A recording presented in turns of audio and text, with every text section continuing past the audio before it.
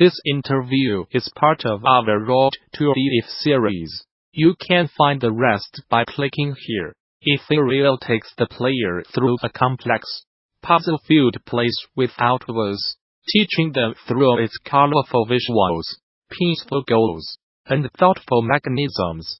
Gamasutra spoke with Nicolás Recabarren and Tomás Batista of Nonsense Arts, developers of the Excellence in Audio nominated ETHEREAL, to learn more about how the game's quiet sound design came to be, how this move away from music helped strengthen the game's mood, and the challenges and benefits the developers saw in creating difficult puzzles without a single word to direct the player. Recabarren with Nonsense Arts, the team behind ETHEREAL, composed by Nicolás Recabarren, myself, and Tomás Batista. I am in charge of coding, art and game design, and live in Mendoza, Argentina. Batista is the sound designer and musician, and lives in Plata Buenos Aires. He is from Tierra del Fuego, the southernmost city of South America. I am an information systems engineer, and for the past 6 years, I have been making games for game jams and other little games just for fun. A couple of years ago, I started making games for a living, with freelance gigs and developing bigger projects such as ETHEREAL. Batista, I always played video games and music. My main instrument is the drums. It felt natural to me to combine the two worlds together. Around 2011, I started meeting other local devs, and started making small games for jams and mobile. Kindle like Recabarren. I slowly moved into freelance jobs, as we were developing ETHEREAL Recabarren. Once I was making new prototypes, I was very interested in games that had their own set of universal rules. Of course, every game is created around its own rules, and that makes it unique. But most games share a lot of their universal ones, for example, gravity, in platformers. So, the concept of ETHEREAL was born around the idea of creating a world where things worked in a way that only makes sense there. Recabarren, the game was developed with Unity and coded in C#KIT using Visual Studio. Most of its visuals are results of shaders over shaders, but there are a couple of graphics assets made with Photoshop. Batista, my main audio software is Logic Pro. I could marry that piece of software. I love it. I used my Korg Minilogue to generate a bunch of the sound effects and the music in certain instances during the project. The Omnisphere was super helpful. For the ambient sounds, I used Stretch. That is a granular, free software, and it's awesome. Recabarren time constraints, having limited lives and other kind of pressures, in my opinion, can be used in a game not only as a rule, but also as a narrative resource. In a way, we are using the lot of this to communicate more about the surroundings, the world where the game happens. The fact that you will not be harmed by anything is very meaningful, as much as the fact that you are going to stay the same if you do nothing. This aspect has a lot of impact in the game overall. The way the player tackles a puzzle game without these pressures is very different from one that has them. In this scenario, you are allowed to explore, to try different things. You are not afraid of failure of any kind. Also, this kind of experience is naturally more quiet and relaxing, so we have to represent that on both visual and audio fronts, which is why the aesthetic is very chill and meditative. Recabarren, the main aspect that pointed us in that direction was the elegance that self-explanatory things maintain. We have felt, from many years playing puzzle games, that the ones that had less explanations are the more elegant, not necessarily the best ones, but the cleaner ones. Also, we wanted to share our game with the world, and, as we know, There are a lot of different languages and most people speak Korg. That's not our own. We are from Argentina, so we speak Spanish.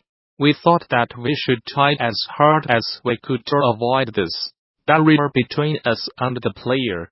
If we design something that the player could understand without words, or with very few amount of words, it would probably reach more people from all different and diverse cultures. Recabarren, if we are not going to use words, we have to use every other means available, visuals and sound. That's why we'll try to give as much feedback as we can with everything that is happening within the game. Because there's not going to be a fairy following you at every step, telling you what you should do next. But just I think the visual representation of the mechanics are a good example. Recabarren did a very interesting job representing what each one of them does in a very minimalistic way. The one that rotates the camera is a simple circle. To mention just one, it simply works. Recabarren, the visual design of Ethereal, was probably one of the trickiest parts of the development because none of us in the team was a graphics designer.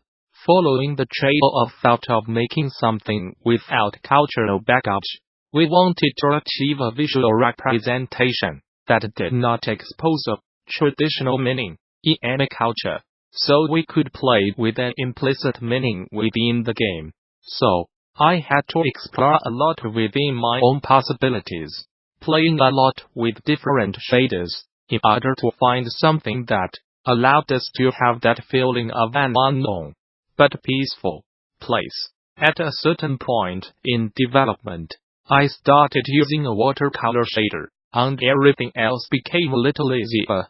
That was an element in our aesthetic. All the shapes were going to be simple geometric shapes. The world structures would be made of colorful shapes, and in order to make a good contrast with that, the interactable elements would end up being pitch black. That was the language we found at the time, and it helped us a lot in the following design decisions of the game. But just at first, it was a lot of experimentation. I did not know what to do, really.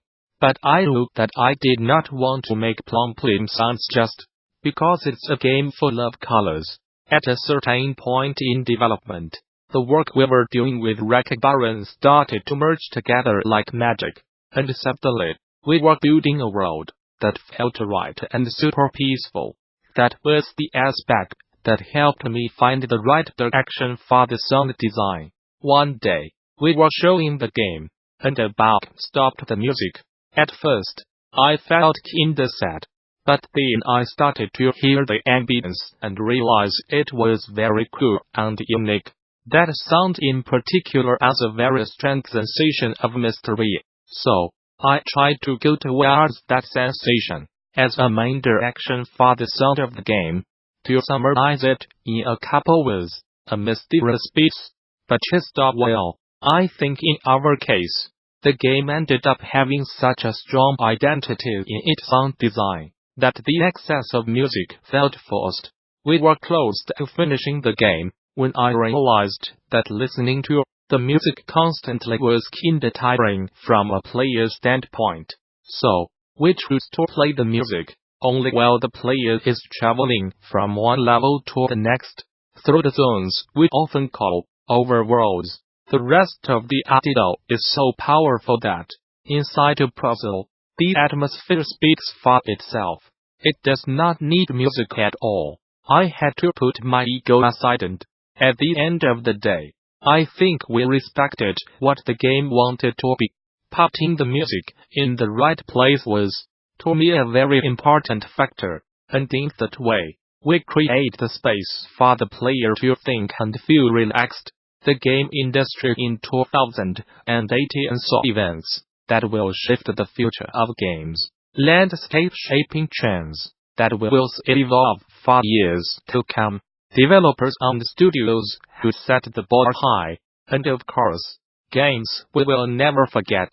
Here we present a roundup of our roundups to make your end-of-year Game industry roundupping, that much simpler.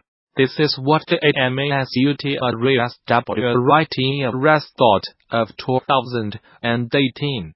Also make sure to check out the personal game of the year picks from Kris, Alex Wawro, Alissa McAloon, Kris, and Bryant Francis. Thanks for reading and sharing on Gamasutra.